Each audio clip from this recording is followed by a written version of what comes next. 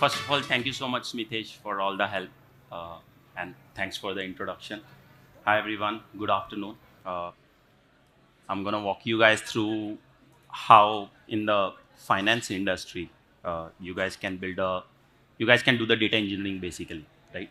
How to do it, how you can build a scalable pipelines, how you can make sure all the all the uh, requirements that different verticals will have, you can meet that, right?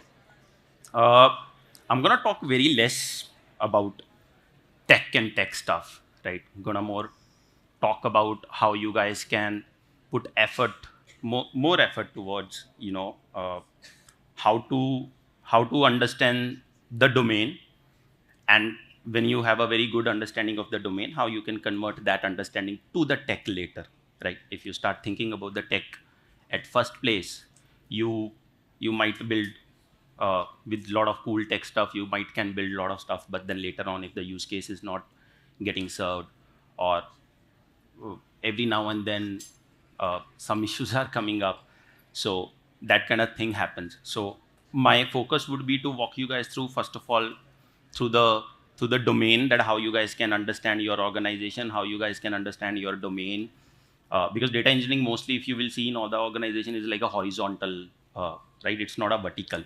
And being a horizontal team, you have to support all the different verticals, right? And if you don't understand the journey of your organization's data, you will not be able to build it. Definitely, you will be able to not do the justice to the scalable engineering pipeline, right? So the first thing is talking about, when it is talked about data engineering. So what are the problem statements in the data engineering, right? uh, I'm in, as I'm in finance, right? So in finance we have like lot of multiple why do data engineering even exist, right? In all the organization there will be like multiple application systems, the data is coming in here and there from lot of application systems. Some system is throwing data in the database, some system is exposing APIs to you, some systems are giving you Kafka events, some system is giving you data on some storage, some file system, right? So as lot of every organization will have lot of different application systems, that is where you need a good data engineering solution, so that you are able to put all the systems data together, and you create a org level view and a single views, right?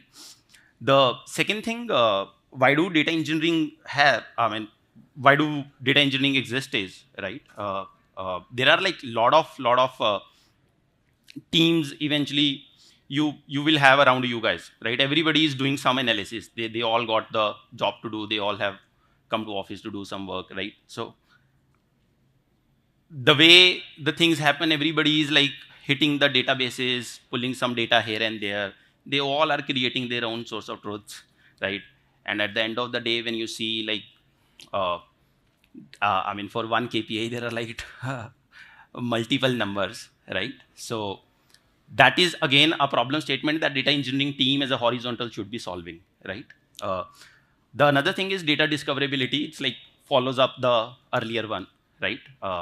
Now let's say if data engineering team is able to create the data, uh, able to create an enterprise level data, then how can everybody in the organization can discover it, right? That's kind of another problem statement, uh, which most of the organizations are having. Last thing is like my favorite topic, data governance, because what I see a lot of organizations do, like they put a lot of effort onto the development, right? And very less effort onto thinking about how we're going to maintain manage it later on, right? uh, but I feel like you do the development once, right? It's not like that you're building every pipeline every other day, right? You build the pipeline, you live with it for some time, right? That living with it is like how you build your governance, right? So that you can live with it well, right?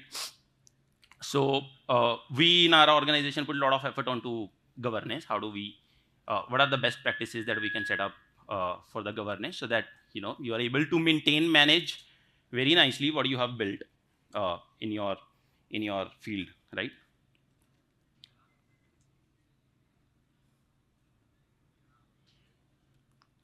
Okay. So this is again, uh, talking about kind of problem statements that you will have in each of the organization, right? Everybody is doing some analysis. Somebody wants to do some analysis in its respective domain, maybe risk collection, FCU, or whatever, right? Somebody would have like a lot of questions, right? Where can I find the data? What is the source of truth of the data? Who has created this data, right? How can I trust the data, right? All of those questions would be there, right? So this is again a problem statement that the organizations will have, and that's why the data engineering team have to come into picture to make sure there is a data products and data platform is created, single source of truth is created, so that everybody can discover the data, everybody can hit the same source of truth, right? Which organizationally or horizontally you have created. We'll move to the we'll move to this slide. So this slide is talking about that why do we have uh, right uh, this problem statement in itself is like kind of have taken a birth because there are multiple technical teams that you have in each of the units, right?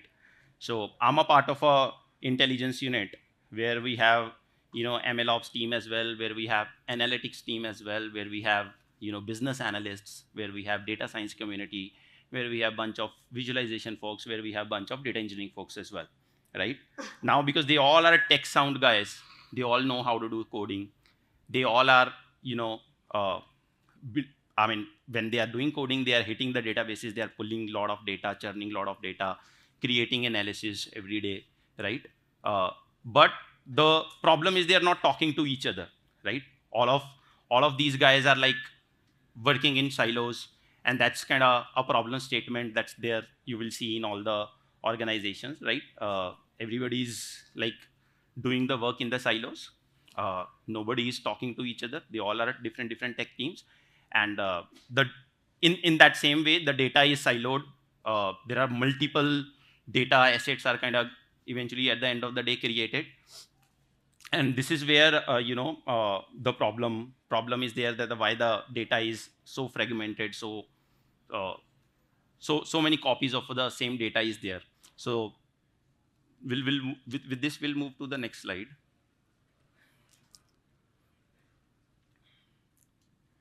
All right, so this is from where we should start solutioning the data engineering pipelines, right? How do you first of all put lot of efforts to the business first, right? You understand the business first, and then you move on to the tech later, right? You build your tech later. You first of all understand the business. It should not be a case that you have built the tech first and then you are trying to adjust your business into it, right? So first of all, you should look at the business and then create a strategy that this is my business, this is how my business is going on. Every business has its own journey, right? You talk about any of the business, there is one starting point and then there is one ending point, right? And in between it is generating millions of data, right? So how can you understand the journey of the data and you accordingly design your data engineering pipeline, is what you should focus on, and that's exactly what we do in our organization, right? So after the business, the strategy for the data comes in, and then the later on, once you have thought of a entire business, entire end-to-end journey of the generation of the data, and you have designed your strategy of the data, then I think every use case that later on has to happen can be driven out of that org level source of truth, right? So I'll talk about bit of my organization's journey data, right? How in finance, I I work for a NBFC, so I'm taking an example of loan journey. So how we understand our business first before getting into the tech and anything else, right? In entire lending journey, right? First of all, there is there is a loan application thing that comes into the picture. That's the starting point of our data, right? There is an application that comes in. There is a customer who has come to us, or maybe our branch guy have reached out to them to take the loan, right? Now if you if you see, this is the starting point. There is lot of data that will get generated from the application form, right? Customer will maybe online fill the form, or maybe some physical form will be filled in. So that kind of goes into our application layer, right? Now, here, if you will use your data engineering concepts, right?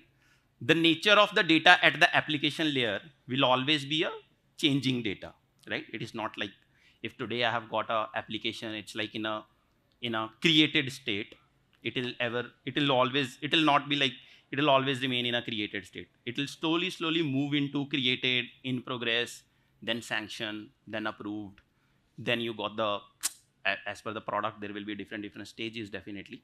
But then it has its journey, right? So it's moving data. Now, if you will have to consume this data, put it into your data lake, you will definitely look for a dimension kind of table that you will create out of it, right? You will not create a, a table which is just keeping the latest row of the data, right? You'll have to create a dimension table so that it is able to cover the entire journey of one loan application end to end, right?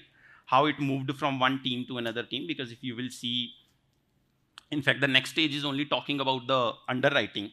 So if the first part is something which will be handled by the sales teams, right? There's a separate team, sales team. They will go to the customers, customer will reach out to them. They will create the application for that. Once the application and customer have come in, then they will move that application data to the credit underwriting team. Now, the credit underwriting team will do all that, you know, they will try to figure out if the customer is a good or a bad customer. They will do an entire underwriting process. They will see the documentation stuff, if it's a fraudulent customer or is it like a good customer. Now, when all of that stuff is happening in the credit underwriting, you can imagine the application from one team have moved to another team, right? So it is very important, right from there, by understanding the business, that how you will eventually keep designing your data pipelines, right? At each stage, how you will try to cover the entire business, entire area. So whosoever is touching the application, first of all, there is one guy, then second guy, then third guy. Everybody is doing something onto the application data. So accordingly, you will keep creating the data pipeline and a journey of that data, and accordingly you save it. Depends which data you will save it as a dimension, which data you will save it as a fact, right? You will use your concepts. Then it moves to finally the disbursement. So this entire is a loan journey. This another thing follows up to the earlier slide, is like once the customer you have disbursed, then it becomes your customer, right? Now, once it is your customer, then there will be a lot of every month transactions the customer will keep making to pay you the EMI. Now, if you will see that transaction data, that definitely automatically you will put it into a fact table data, right? That's how you will basically keep creating the journey at each of the stage. Once the customer have become your customer, he's gonna pay you EMIs every month. You're gonna put it into the fact data. Once the customer have become your customer, is paying you the EMIs, then the next stage in our business in finance comes is the, let's say if some customer misses to pay the EMI, then happens the bounces, right? Then happens the charges, check bounce or check bounce charges and all of that thing. Then once the bounces have happened, then comes to the next stage is the, how will you collect the money from the customer, right? Then comes, there is altogether a different team, different domain. So now with all of these two things, what I'm trying to explain is, this is how, first of all, you understand your business, right? You understand how my organization is kind of generating the data at each stage and at each step, right? And once you have a good hold of your business, then you make a strategy, and then you find out the skill set that you need to build your data pipeline. Straight away jumping to the tech stuff, okay, boss, we will use Iceberg, we'll use Snowflake or this or that, we'll use Spark or maybe SQL, whatever, right? Will not do the justice to the data that you have at the organization, right? So that's how we do. The entire journey is kind of covered. Now this is kind of blueprint of our entire, this is like bit technical slide. You guys must be able to relate with it. So this is where our journey of strategy of data starts, right? Uh, on the left hand side, you see all the core application systems would be there. Uh, all the data, which is kind of your entire OLTP layer, right? Where the actual transactional systems are generating bunch of data, right? And why there are like multiple application systems that I explained earlier, right? There is one sales team, there is one credit underwriting team, one the customer have become your customer is doing the transactions, then there is a delinquency management system, then there is collection system. So you have multiple application systems, all of them are having the same file number data. It started with one file number, one loan number. That one loan number is like lying there in all the application systems. Some is just getting little filtered out, right? Some of the customers who got rejected will not move from LOS to LMS, but let's say a customer who have done the complete journey, become your customer, have bounced also, and you've done some collection also, that customer's data will be lying there in all the application systems, right? Now, once you have all these application systems on your left hand side, you are creating a staging layer, data warehouse staging layer, which is what you call as a entire raw data lake, right? From that data lake, the core data engineering strategy of our data building, creating our data products starts, right? Now from there, we kind of use all the ETL tools. Now here is where we can talk about bit of a tech stuff, right? How or which tool stack we use. The tool stack that I have shown there is what we are using currently. We're completely on AWS, and this is mostly the tool stack that we are using to build our data products, right? There are kind of dependent on the use case, right? We are creating either a real time or a batch pipelines. Many people are kind of creating the real time pipelines to put the data onto the MIS, which will be seen by people monthly once, right? Which does not make sense. I strongly feel you only do a real time use case of a data where there is no storage, right? You pick up from the application system when some action happens, you take that event, you process it, and you give again somebody to take the action because this event have happened, right? So creating a real-time pipeline to put the data into some database, or maybe to put the data into some visualization or a MIS makes little less sense to us. We are only doing the real-time use cases in our digital lending journey, where let's say a customer is doing a loan journey and he kind of did some 5-6 stages, and maybe because of network blip or anything, he kind of got dropped off from the journey, right? Now he's not there in the journey anymore, right? So we take that real-time events, we bring that data into the layer, we do some transformation, and straight away push it to the WhatsApp channel or to the call center, right? Now that's where the real-time pipeline makes sense, because you are giving directly to somebody who's taking the action on it, right? It's not like you're taking a real-time data, you're putting a lot of effort to put up a real-time pipeline and put the data into the database.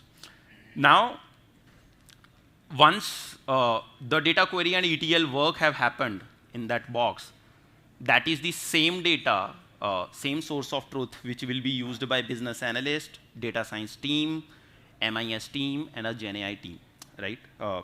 Nowadays, we all are like doing GenAI. We're living in a world now where GenAI have come into picture. So I'll tell you one thing. When some time back, when I was young, when I was like, what, 25 years old, the NLP kind of models came in, right? And we were like, every one of us was like, wow, NLP aa gaya now. Seems like generations में NLP ही होगा, सारे bots इसी से ही बनेंगे, right? But I think very soon the new tech came in, right? And NLP आज की date में nobody is using NLP, right? The same, I love GenAI, not like I don't love GenAI, but then the same thing is happening with the GenAI now, right? Currently we are in a place where we are seeing सिर्फ GenAI ही होगा, everything will happen in GenAI, but nobody have seen the entire cycle yet, It is just the beginning, right? But let's see where it takes us, right? Definitely it has like lot of power, absolutely lot of power. But let's see where it takes us. But I'm still curious to see the entire cycle, right? Where where in Gen AI we have built something, we have lived with it for some time, it have gone down, and then we have again fixed it with the Gen AI, and then again have deployed it into the production. Is what that entire cycle is what I'm still to see, right? Still, Gen AI is like being done by hands-on. I mean, there are folks who are doing the Gen AI. They are doing some manual stuff in that to make sure the Gen AI works the way we want it to work. But then let's see, once that entire cycle happens in the next couple of years and we are able to see the real value of the Gen AI. But the point here is that the data products that you will create, I'll just convert the same slide into the business thing that I have talked about earlier, right? Which helps us to make sure we are creating a org level data and we are creating a single source of truth for the organization. I have converted now the same slide into the domain specific stuff that we do, right? When I have talked about the entire loan journey stuff with you guys, right? I mentioned that how I will design my data warehouse from the data lake, right? This is how we do it, right? In the loan journey, the first thing is happening is the sales, right? So the sales dimension is there. Then later on, there is a credit underwriting happening. So the credit domain is there. Credit data product has been created. In the next thing, the happening is the ops team, operations team mostly is the team who's responsible to do the disbursement to the customer, right? So when the data have moved to the next layer, it's like the operations team. So operations layer you will have created. So this is how you will design your data marting and your data layer, right? How will you call out the different data products?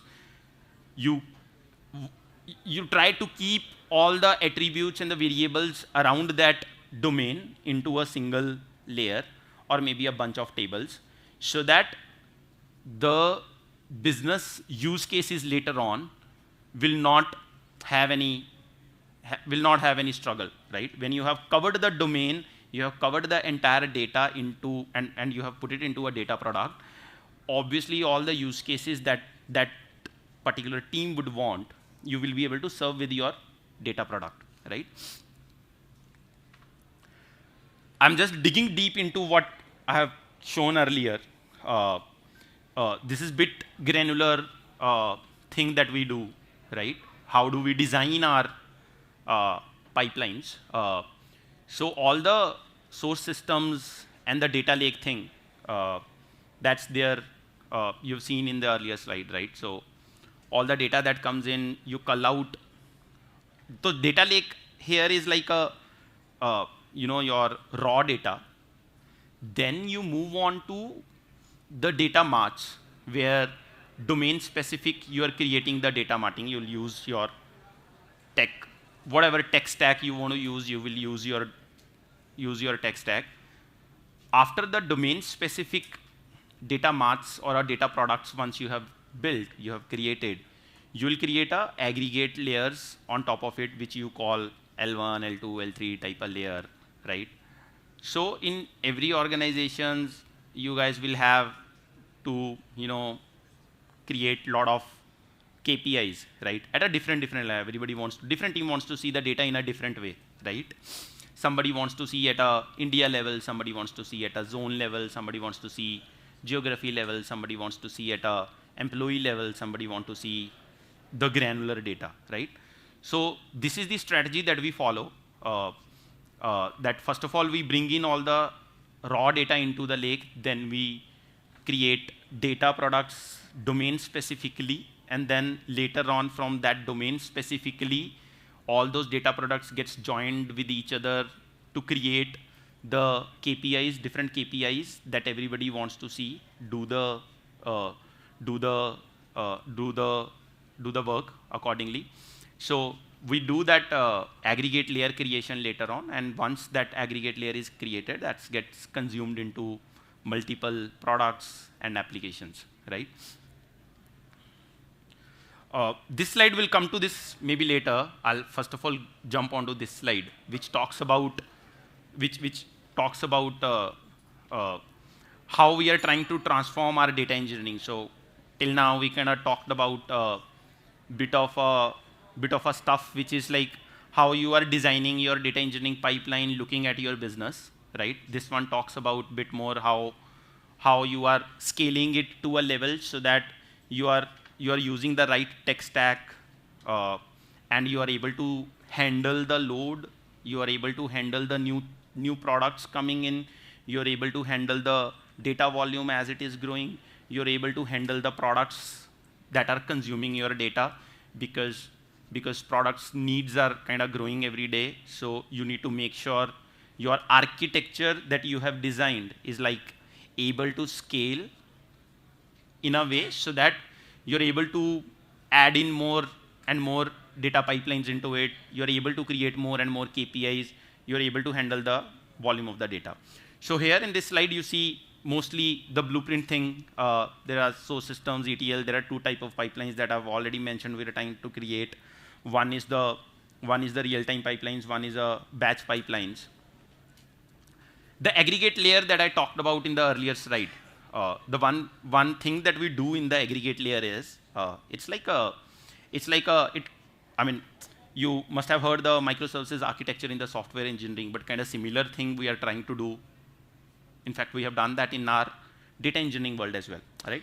So the moment the data products are created, right, there are like different KPIs are kind of created in a procedural way, and all of those procedural KPIs kind of work in the moment your data product is refreshed, all of those KPIs kind of gets kicked off in a microservices way, right? For example, let's say you have kind of created a sales data mart, and in the sales data mart, definitely you'll have the application count, how many folks have kind of got sanctioned, what was the sanctioned amount. And if you have to create an aggregate layer on top of it, what will you do? You will write one aggregate code which is doing the count of file numbers, the count of applications which got sanctioned by putting a where condition, and you will do the count of or maybe sum of the sanctioned amount as well, right? So you probably will do that in one. You will do that on a relational table, and you do that query as a single query. In a single query, you can aggregate all of these together, and then you'll put it into a relational table again, right? What we try now with this, the problem statement that we were having earlier was, let's say there was some issue with because source data is like pretty volatile, right? In the software engineering team, which is front-ending the customer, and they work together in a very coupled way with the product teams, and they build new journey steps every now and then, and they are building the new products as well, right? We are at a downstream. Many a times we would not know what is going to come into the pipeline, right? Now, let's say sanctioned amount column have kind of changed, right? And our downstream pipeline and a lineage couldn't, create a alert for us that sanction amount have changed. Now, if you have done an aggregate layer in a single query, right, the count of file number and sanctioned count will work as a query, but the amount will go for a toss. Now, with this one single query in the aggregate layer, you were creating 3 KPIs, right? The number of applications, how many cases are sanctioned, and what is the total amount that you have sanctioned. Now, if you have done that in a single query, because of just one column, all the KPIs will go for a toss, and you will not be able to publish onto any of the product. So what we do, we follow a different strategy. We do it in a microservices way. Our each KPI is kind of, we are now migrating to Kubernetes. We are containerizing all of these KPIs and procedures individually. The moment the sales data mart is kind of refreshed, it will hit all the microservices, all the KPIs together. They will run in a microservices parallel way. And all the KPIs will get individually created, and they will get into schema-less table. Earlier, we were like keeping it all in the relational table. Now, the problem with the relational table was that we will not be able to, if one goes down, everything goes down, right? Now we are putting the target data into a schema-less, only the aggregate layer, not the data mart, because putting the entire data mart into a schema-less does not make sense. So only the KPIs, we put it into, all these attributes that we have created, they work in a microservices way. All of them will be created parallelly. And that's how we are able to, and one another thing that we were facing, right? As the organization was growing, the number of products were growing, the number of, attributes are getting added every day, right? The aggregation queries were like kind of becoming big and big, right? And if in one query you are doing tens of sum queries, tens of count queries, there are multiple columns that are going into the group by condition, your query very soon will start becoming a pain for you guys, right? So that's why doing it in a this way have kind of really helped us, where we are able to now scale on the KPIs. One KPI does not hamper the other KPI, and the products that are kind of consuming the data at the downstream are not getting. So that's what we have done technically. Now, in this entire thing, the earlier slide basically talks about the reusable products. How we can create a reusable stuff, so that you are enabling everybody in the organization to build their data products in a same fashion. So this reusable thing that we are trying to do, this is also kind of explained in this one. If you see at the bottom, right, there is kind of schema registry thing. Entire ETLs are managed by that. Metadata functionalities are created. CI/CD pipeline is created, right? The common VPC policies and networking is kind of created for all the jobs, right? So all of these are like kind of parameterized stuff, right? Anyone who wants to build an ETL pipeline can just reuse these components and will only have to do just the code, right? To do the aggregation or maybe the data marting stuff. Now I'll talk a bit about how our world also is getting. My world is also entering into the Gen AI stuff, right? So after doing all of this data product stuff, right, you have built the multiple data products. You have kind of managed them very well, how you want to manage them. How now you can expose them and create an experience of Gen AI, right? So we have multiple Gen AI agents that we are creating, right? We are from these data products that we have built earlier are kind of exposed through Gen AI, and bots are created. We have a goal that we want to create a AI assistant for each of the job function.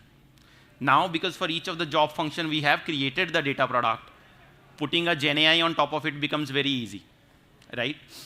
So this is the common agentic framework that we are using to expose our entire data products to the users, right? So we have like assistant in current day. We have an assistant for the sales team. We have an assistant for the HR team. We have an assistant for the credit underwriting team. Couple of agents are under development. We are also creating an agent for the FCU team, fraud team. We are also creating an agent for the operations team, right? But couple of agents are already live, which are working well. The another thing or a challenge I must say we are facing is, with this Gen AI, lot of data you have to expose to OpenAI, right? And looking at we are kind of RBI regulated organization, right? So putting entire data to Gen AI, exposing entire thing to it is also a bit of a challenge. It's not like straightforward.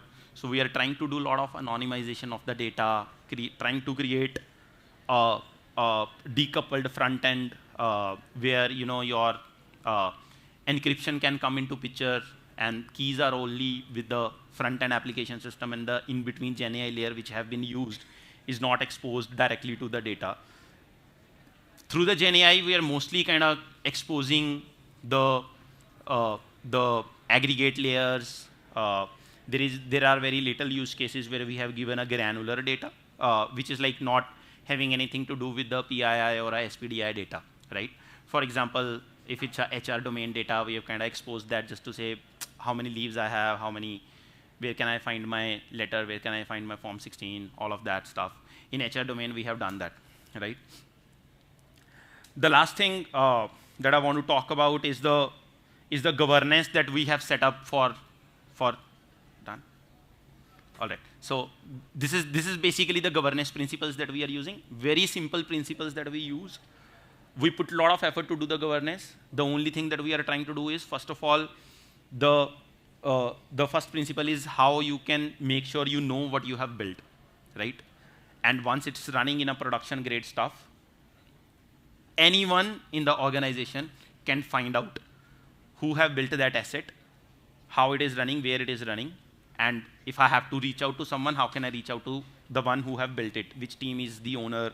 So we have simply created a concept of know your data assets, right? Then control over data accessibility is like a lot of admin stuff we have done, some custom stuff also we have done. Data dictionary, okay, so I'll skip to the last thing. Data lineage, right? In the data lineage, we are again using GenAI now to create the entire lineage. So we have created an AI assistant for our team as well, right? Every year there are like a bunch of folks that we hire from the colleges, campuses. Whenever they join, it's very difficult for them. It takes like a couple of months for them to onboard it with the data that's been created in the organization from last few years, right? So we have created an AI assistant for our entire unit as well, where all of our data lineage, data products, table names, column definitions, data dictionary stuff is kind of exposed to bot, and that bot is being leveraged by us.